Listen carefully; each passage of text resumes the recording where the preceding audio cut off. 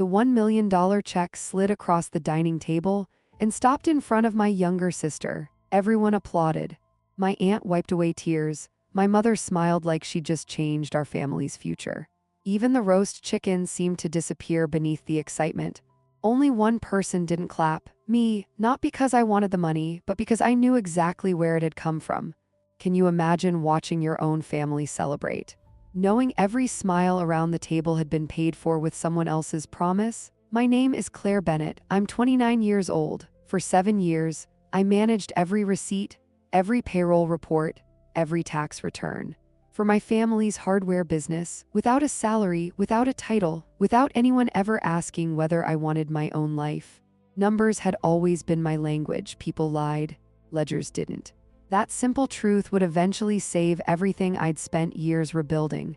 But before I tell you about the lawsuit, or the forged paperwork, or the bank that came looking for me, you need to understand what happened at that dinner table.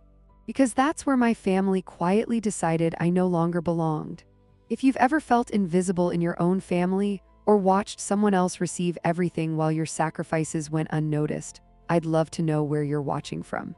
And if you enjoy emotional family dramas filled with unforgettable twists and satisfying endings, don't forget to subscribe to Sad Drama Stories. My younger sister Emily had always been the favorite. She was beautiful, confident. The kind of person strangers remembered after meeting her once. I was the practical daughter, the dependable one, the daughter who stayed late balancing inventory while everyone else celebrated birthdays. If something broke, I fixed it. If taxes were due, I stayed awake until midnight. If money disappeared, I found it. Nobody ever called that success. They called it helping. That Sunday evening, Mother stood and tapped her wine glass. I have wonderful news. Emily squeezed her fiancé's hand. Mother reached into a leather folder, then placed a cashier's check on the table. $1 million for your dream, she said proudly. Emily gasped. I don't know what to say. Say you'll build something beautiful, Mother answered. The room erupted into applause. My father smiled weakly, without looking up from his plate. I studied the check instead. Cashier's checks don't appear by magic. Someone had liquidated assets. Assets I knew better than anyone. After all, I'd balanced those books for years, trying to sound calm. I asked the only question that mattered. Where did the funding come from? Silence. The applause stopped. Emily's smile faded. Mother slowly turned toward me. Tonight isn't about accounting. It's about believing in family. My aunt laughed. There she goes again, always worrying about spreadsheets. Everyone smiled, except my father. He kept cutting his meat into pieces far smaller than anyone would ever eat. I noticed, because I always noticed. That night, long after everyone had gone to bed, I walked downstairs for a glass of water. The light beneath Mother's office door was still on. The door stood slightly open. I wasn't trying to snoop, but one document resting on top of her desk caught my attention. A property closing statement. I recognized the address instantly. My grandmother Aliner's farm. 62 acres. Sold. Purchase price $1,145,000. My heart stopped. Grandma had stood beside that old oak tree only 2 years before she passed away. She'd looked at Emily and me and smiled. When I'm gone, this land belongs to both of you. She never lived long enough to update her will. Legally. Everything passed to my mother, but promises don't disappear just because paperwork never catches up. I quietly returned the document exactly where I'd found it, then walked back upstairs, unable to sleep. One thought kept repeating itself. If my mother could sell Grandma's legacy without telling either granddaughter, what else was she capable of taking? 2 mornings later, Mother knocked on my bedroom door. Claire, we need to talk. Her voice sounded unusually calm, too calm when I entered her office. She didn't ask me to sit. Instead, she folded her hands across the desk, then smiled politely. The family needs to make some changes. I had no idea those 7 words were about to cost me my home. The family needs to make some changes. My mother's voice was calm, measured. The kind of calm that usually comes before someone else's life changes, not hers. She gestured toward the chair across from her desk. I remained standing. Can you imagine walking into the home where you grew up and suddenly feeling like a visitor? Mother didn't seem to notice, or perhaps She simply didn't care. She opened a leather folder. Inside were neatly stacked papers, property tax statements, utility bills, household budgets. Everything arranged with the precision I taught her years earlier. You know, Emily's wedding venue project will require complete attention. She began. I nodded. I imagine it will. She needs peace. She needs space. And this family needs to focus on making her successful. Something inside me tightened. I already knew where this conversation was heading. I just hoped I was wrong. Then she looked directly into my eyes. I think it's time for you to move out. The room became strangely quiet. Even the grandfather clock in the hallway seemed to stop ticking. I waited for the rest. There wasn't any, no apology, no hesitation, just a decision that had already been made. Can you imagine your own mother asking you to leave? As though she were discussing the weather. I've worked here for 7 years. I said quietly. I've handled every payroll, every tax return, every supplier account. I've never even taken a salary. She looked genuinely confused. As far as I'm concerned, that covered your room. I stared at her. My room, she nodded. You've lived here rent-free. We've all made sacrifices. Sacrifices. The word echoed inside my head. 7 years of unpaid work. Reduced to rent, I swallowed slowly. When do I have to leave? She glanced at the calendar on her desk. 2 weeks. 2 weeks, 29 years in one house, reduced to 14 days. Then she smiled, not warmly, politely. You'll be happier building your own life. I almost laughed, not because it was funny, because it was astonishing. The woman asking me to leave had never once encouraged me to build anything outside this family. Now suddenly, she wanted me independent, or perhaps just gone. I walked upstairs without another word. My bedroom suddenly looked unfamiliar. The bookshelf Dad built when I was 12. The quilt Grandma stitched by hand. The little desk where I'd studied accounting after working full days at the hardware store. Everything looked temporary, as though the room had already begun forgetting me. I found empty moving boxes in the garage, one after another. I started packing, books first, then clothes, then folders, always the folders. I had spent years making copies of store ledgers, tax summaries, payroll records, old financial statements, not because I expected trouble. Because accountants keep records, it's what we do. Late that evening, Emily appeared in my doorway. She leaned against the frame with a glass of wine. You don't have to make this dramatic, she said. I kept folding sweaters. I'm packing. You'll land on your feet, she smiled. Mom just believes in investing where growth happens. The sentence landed harder than she probably intended. Growth, as though I were something that had already stopped growing. I finally looked up. Do you know where the $1 million came from? She shrugged. It doesn't matter. It matters to me. You're overthinking it. No, I answered quietly. I'm doing math. She rolled her eyes. You've always been like this. Then she walked away. That was the last real conversation we had for years. My father passed my room twice that night. Both times, he slowed down. Both times, he kept walking. I wanted him to say something, anything. He didn't. The next morning, as I loaded the first boxes into my car, I noticed a folded $100 bill tucked beneath the windshield wiper. No note, no explanation, just cash. That was my father. He never fought the storms. He only tried to hand people umbrellas. On my final afternoon at the hardware store, I trained the bookkeeping company replacing me. Their monthly fee was higher than my yearly salary. Not that I'd ever had one. Before leaving, I typed a single-page letter, a formal request to be removed from Bennett Family Holdings, LLC, the company my parents had added my name to years earlier for tax planning. I placed the letter on my mother's desk. I'd like this processed. She barely glanced at it. We'll deal with paperwork later. Then she tucked it beneath a heavy stapler and turned to help another customer. I stood there for several seconds, watching my letter disappear beneath that metal weight. Something told me it would stay there far longer than either of us expected. As I walked out of the store, Mother called after me loudly enough for customers to hear. Drive safely, sweetheart. Everyone smiled. The perfect family, the perfect goodbye. The performance deserved applause. I never looked back. What I didn't know was that the letter under her stapler would one day become the most important piece of paper in my entire life.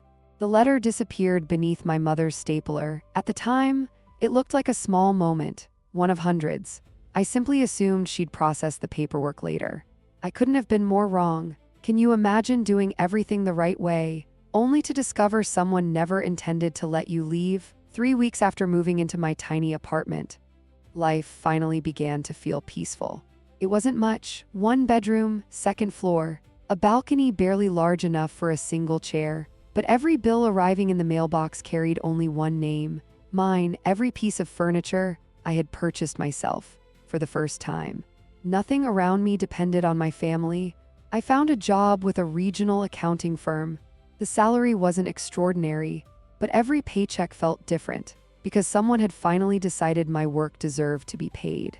One Friday afternoon, as I was leaving the office, my phone rang. Unknown number. "This is Claire Bennett," a professional voice answered. "Good afternoon. This is Sandra with First National Commercial Bank. I'm calling regarding your loan." I frowned. "My loan?" "Yes, the commercial construction loan. There must be some mistake. I don't own a business." The woman hesitated. "Our records show you're a managing partner of Bennett Family Holdings, and you're personally guaranteeing a business loan." My heart skipped. "What amount?" she answered without emotion. $380,000. Everything around me seemed to stop. People continued walking through the parking garage. Cars started, doors closed, yet somehow the world had become completely silent. Can you imagine discovering you owe hundreds of thousands of dollars for a loan you never knew existed? "I'm sorry, I think you have the wrong person," she replied gently. "We verified your information before calling. Your name appears on every guarantee. I've never signed one." Another pause, then she asked, "Would you like copies?" "Yes." Immediately, within 10 minutes, an email arrived. Subject: commercial loan documents. Hands shaking, I opened the attachment. The first page listed 4 business partners: mother, father, Emily, me. I kept reading: construction financing, equipment purchases, operating capital. Then, the final signature page. There it was, my name, Claire Bennett, written in blue ink. At first glance, it looked almost perfect. But I'd spent years reviewing signatures. Something felt wrong. I enlarged the page, compared every letter, every curve. Then I saw it. The capital B. I always lifted my pen before writing the second loop. Always. This signature didn't.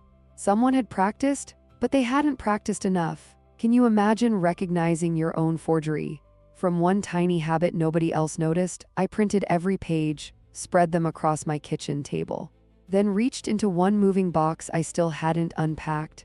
Inside were old tax returns I'd personally signed, employment contracts, passport applications, bank documents, 20 years of genuine handwriting. One by one, I compared them. The differences became obvious, not dramatic, just enough. Enough for someone trained to notice, enough for a handwriting expert, enough for a judge. The next morning, I scheduled an appointment with an attorney specializing in business fraud. His office overlooked the river. Simple furniture, no expensive decorations. He listened without interrupting, then slowly examined both signatures. Finally, he leaned back in his chair. "I've seen this before." "You have," he nodded. "Family businesses, shared ownership, forged guarantees. Unfortunately, it happens more often than people think."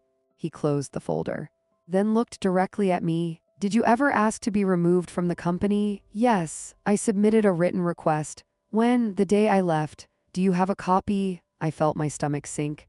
"No." His expression changed. "Did anyone witness you delivering it?" I thought carefully. Customers, employees, suppliers, people walking through the store. Then I remembered the security camera above Mother's office door. "I think the camera did." The attorney smiled for the first time. "Good, because paperwork disappears, but video has a much better memory." As I stood to leave, his assistant hurried into the office carrying a newly delivered envelope. "It's from the bank," she said. "They marked it urgent." He opened it immediately. Inside was a formal notice. The construction company had missed 2 loan payments. If the default continued, every guarantor, including me, would become personally responsible. My attorney quietly folded the letter, then looked straight at me. "I hope you're ready." "Ready for what?" He slid the notice across the desk. "Because I don't think your family forged your signature." "Only once." I don't think your family forged your signature only once. The sentence followed me all the way home. I barely remembered the drive. Traffic lights changed, people crossed the streets. Someone honked behind me, none of it registered. One thought kept replaying inside my mind. If they forged one document, how many others existed? Can you imagine realizing the biggest betrayal isn't the lie you discovered? It's the ones you haven't found yet. The next morning, my attorney Daniel called before I even reached the office. I need you to come in. You found something? I think so. His voice was calm, too calm. That usually meant the news wasn't good. An hour later, several thick binders covered the conference table: bank records, corporate filings, insurance policies, state business registrations. Daniel pointed to the first document. Your company files annual reports every year. I nodded. I prepared most of them. Exactly. He slid one report toward me. This year's filing, the signature at the bottom, was mine again, except I had moved out 4 months before it was submitted. I've never seen this, I whispered. Daniel didn't answer. Instead, he placed another report beside it. The previous year, another signature, then another. 3 years, 4 years, 5 years, one after another. Every annual filing carried my name. I examined them carefully. Some looked convincing, others didn't. But one thing connected every single document: the same unnatural curve in the capital B, the same mistake. The same person. Can you imagine learning someone had been signing your name year after year without you ever knowing? Daniel opened another folder. This gets worse. Inside were business insurance forms, commercial credit applications, vendor financing agreements, even equipment leases. Every document required unanimous approval from all business partners. Every document included my signature. My hands became cold. They've been doing this for years. Daniel nodded. And because you trusted your family, you never checked. I couldn't even argue. He was right. Trust had made me careless, not foolish, just trusting. Around lunchtime, we drove to the county records office. Every property transfer, every business filing, every public document was archived there. The clerk returned carrying 2 storage boxes. Daniel requested copies of every filing connected to Bennett Family Holdings, while the copier hummed. I noticed something strange. One filing listed me as Chief Financial Officer. I laughed in disbelief. I've never held that title. Daniel looked over my shoulder.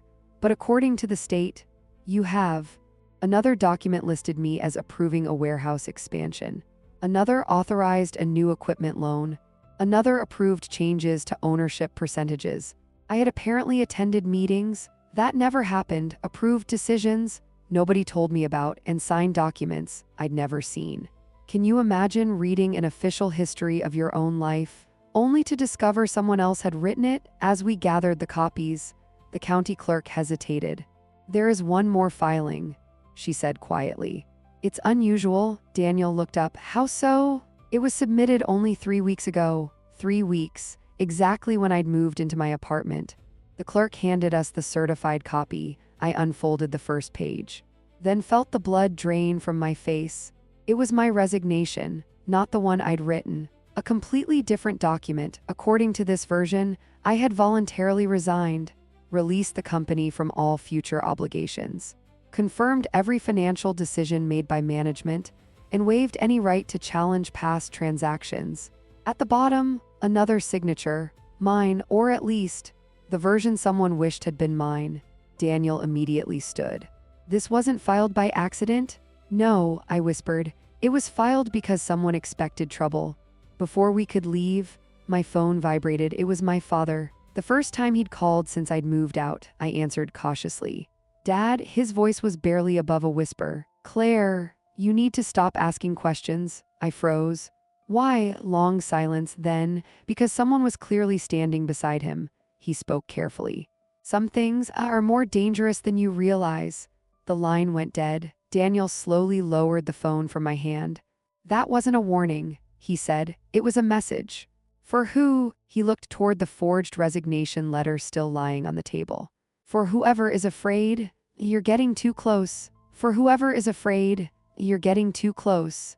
The words stayed with me long after we left the county records office. My father had never been dramatic. He wasn't the type to exaggerate. If he'd risked calling me, something had changed. Can you imagine your quietest parent suddenly warning you without being able to tell you why? Daniel looked over at me as we walked toward the parking lot. I don't think your father called because he wanted you to quit. What do you mean? I think he called because he couldn't warn you any other way. I knew he was right. Dad had spent his entire life avoiding conflict. If he had finally broken his silence, he must have been terrified. The next morning, I arrived at work early. I tried focusing on tax reports, invoices, payroll reconciliations. None of it made sense anymore. At 10 o'clock, Daniel called. I've hired a forensic document examiner. So soon, he reviewed the signatures overnight. And, Claire, he says every question's signature came from the same digital source. I frowned. Digital source? He believes your signature wasn't copied by hand.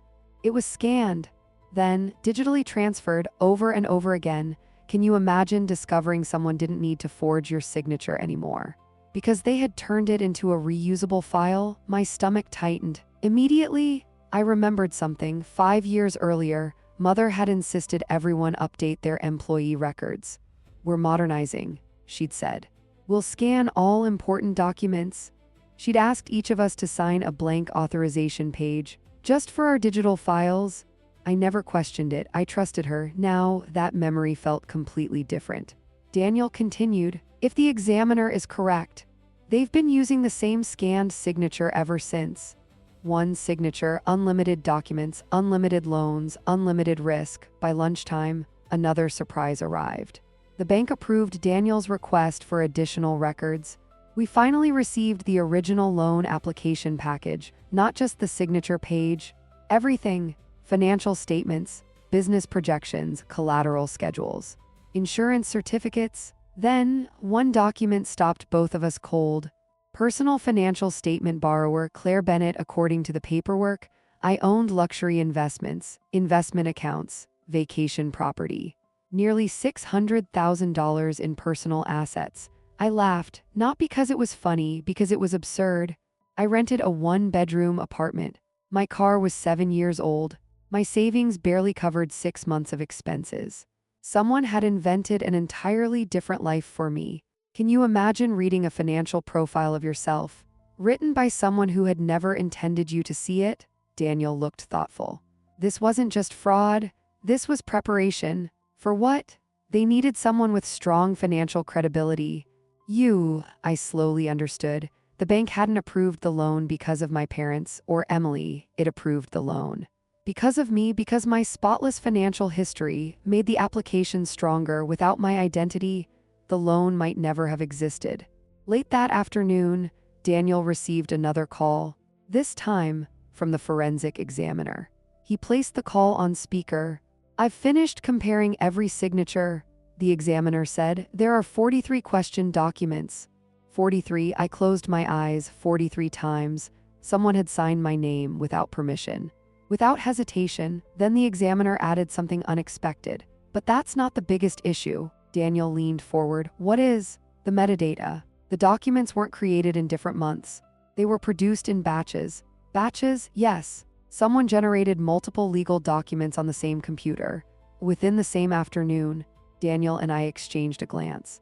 That wasn't random. That was systematic, professional, planned. Before we could respond, another email notification appeared. Daniel opened it. The sender was anonymous. No name, no message, only one attachment, a spreadsheet at first. It looked ordinary. Then I noticed the column headings. Document date, signature used, approved by every forged paper, every loan, every insurance form, every business filing, every lease agreement. Carefully listed, 43 entries. And beside nearly everyone, the same initials, MB Margaret Bennett, my mother. At the very bottom of the spreadsheet, one final line had been added, unlike the others. It wasn't a document, it was a warning. Check the life insurance policy before they change it. Daniel slowly looked up from the screen, then at me. If this message is true, your signature isn't the only thing they've been using. Your signature isn't the only thing they've been using. I stared at the anonymous spreadsheet. 43 forged documents, 43 lies, and now, a warning about my life insurance policy. Can you imagine learning someone had been quietly building an entire financial life in your name without you ever knowing? Daniel didn't waste a second. "We're calling your insurance company." He put the phone on speaker. After confirming my identity, a representative accessed my file. "Everything appears active, Miss Bennett. I need to know every beneficiary listed." A few seconds passed. Then the representative hesitated. "I'm sorry, can you repeat that request? My beneficiaries. I want every name." Another pause. "Finally, your primary beneficiary is listed as..." She stopped again. "Margaret Bennett, my mother." I felt every muscle in my body tighten. That can't be right. It was updated approximately 4 months ago. 4 months. Exactly when I'd been forced to move out. Exactly when the business loan had been finalized. Exactly when forged documents started appearing everywhere. Can you imagine discovering someone changed your life insurance without telling you? "I never authorized any changes." The representative's voice became more cautious. "Our records show a signed beneficiary update." "Signed by whom?" "By you." Daniel slowly closed his eyes. "We're going to need a certified copy. It will be emailed immediately." The moment the call ended, neither of us spoke. We didn't have to. We already knew what we were about to see. Another forged signature. Another piece of my identity, taken without permission. 20 minutes later, the document arrived, exactly as expected. My name, my policy, my signature, only it wasn't mine. The same unnatural capital B. The same digital placement. The same identical pressure marks. Even the handwriting experts' earlier conclusions matched perfectly. Every forged document had been created the same way. Can you imagine realizing someone wasn't just stealing your name? They were building an entire financial system around it? Daniel leaned back. "This isn't ordinary fraud anymore. This is organized." Before I could answer, his investigator rushed into the office carrying another folder. "I found something," he said. "What?" "The anonymous spreadsheet." We traced where it came from. My heartbeat quickened. "You found the sender," he nodded. "Not exactly, but we found the computer." He opened the folder. Inside were internet login records obtained through an emergency preservation request. The spreadsheet had been uploaded from a public library, only 6 miles from my parents' house. Security cameras had captured everyone entering that afternoon. The investigator placed several photographs on the table: families, students, an elderly man reading newspapers. Then, one final picture: a man wearing a baseball cap, dark sunglasses, head lowered. At first, I didn't recognize him, then I noticed his hands. The silver wedding band, the old scar across his thumb. My father. I looked up at Daniel. "He sent it." Daniel nodded slowly. "I think so." For the first time in months, my father had done more than stay silent. He had chosen a side, not publicly, not dramatically, quietly, just as he always had. Can you imagine risking everything just to slip someone the truth? Then my phone rang. "Dad," again. I answered immediately. "Dad?" His breathing sounded uneven. "Claire, I don't have much time."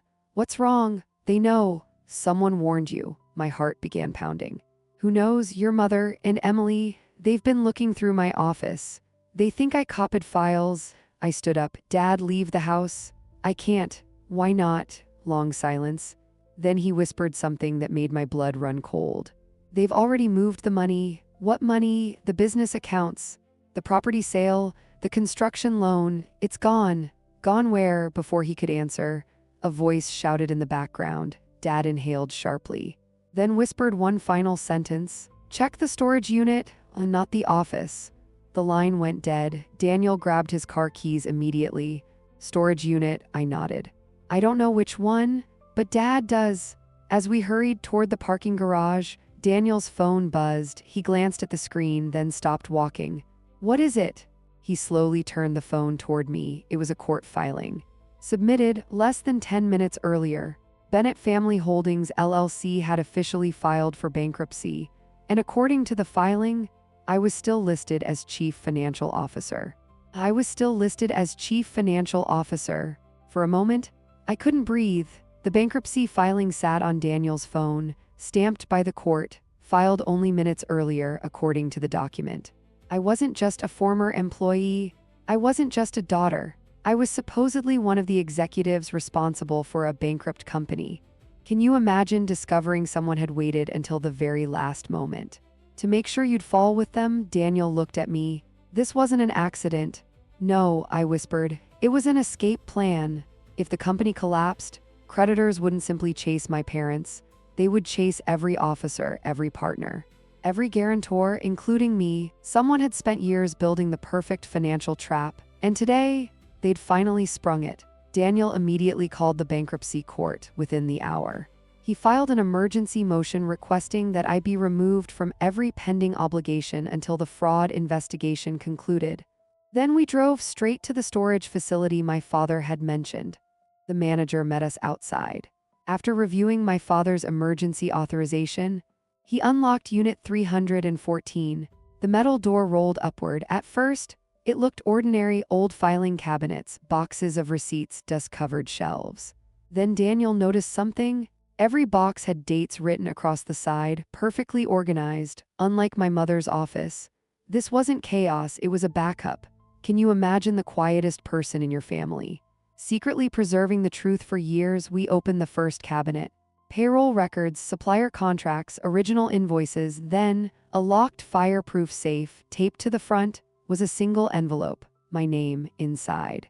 Dad had left a handwritten letter. Claire, if you're reading this, then everything has finally happened. I'm sorry I stayed silent. I kept telling myself I was protecting the family. I finally realized, you are my family too. Tears blurred the page. I kept reading. The safe contains the originals. Your mother never knew I made copies. I couldn't stop her, but I could make sure the truth survived. Daniel carefully opened the safe. Inside were dozens of sealed folders. Original partnership agreements, property sale records, bank statements, loan applications, and a folder labeled simply Digital Archive. Inside was an external hard drive. Daniel connected it to his laptop. Thousands of scanned documents appeared. Every version, every revision, every deleted file, including the original resignation letter I had placed on my mother's desk, the one hidden beneath her stapler, time-stamped. Scanned the very day I handed it in. She had received it, ignored it, then filed a different resignation instead, exactly as we'd suspected.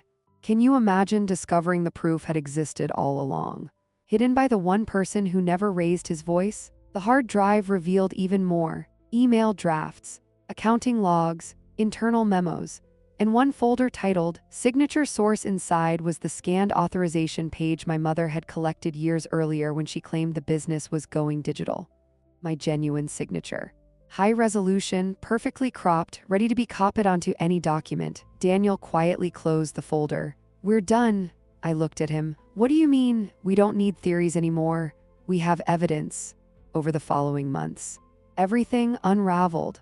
The bankruptcy trustee launched a formal investigation. The bank withdrew every claim against me after independent handwriting experts confirmed the signatures had been digitally reproduced. The insurance company restored my original beneficiary designation and strengthened its identity verification procedures. The state corrected every corporate filing carrying my forged approval, every fraudulent guarantee, every false title, every fabricated resignation was officially removed. My mother and Emily eventually reached financial settlements with multiple creditors. The business they'd spent decades building was dissolved, not because of me, because lies eventually become too expensive to maintain. As for my father, he moved into a small lakeside cottage after the legal proceedings ended. We meet for breakfast every Sunday. He still doesn't talk much. He never really did, but now, silence feels different. It's peaceful, not fearful. A year later, I founded my own forensic accounting firm. Our mission is simple: help honest people before fraud destroys their lives. Above the reception desk hangs my father's final sentence from his letter. The truth only needs one person willing to keep a copy. Every client who walks through our doors reads those words. Most smile, some cry, because more people understand that sentence than they'll ever admit. Family should never require you to surrender your identity. Love should never demand your signature. And loyalty should never cost you your future. If this story touched your heart, I'd love to hear from you. Have you ever been expected to carry responsibilities that were never yours, or discovered that someone you trusted had taken advantage of your kindness? Share your story in the comments. Your experience may help someone else find the courage to speak up. And if you enjoy emotional family dramas, powerful life lessons, inspiring women, and satisfying endings where truth always wins, don't forget to subscribe to Sad Drama Stories.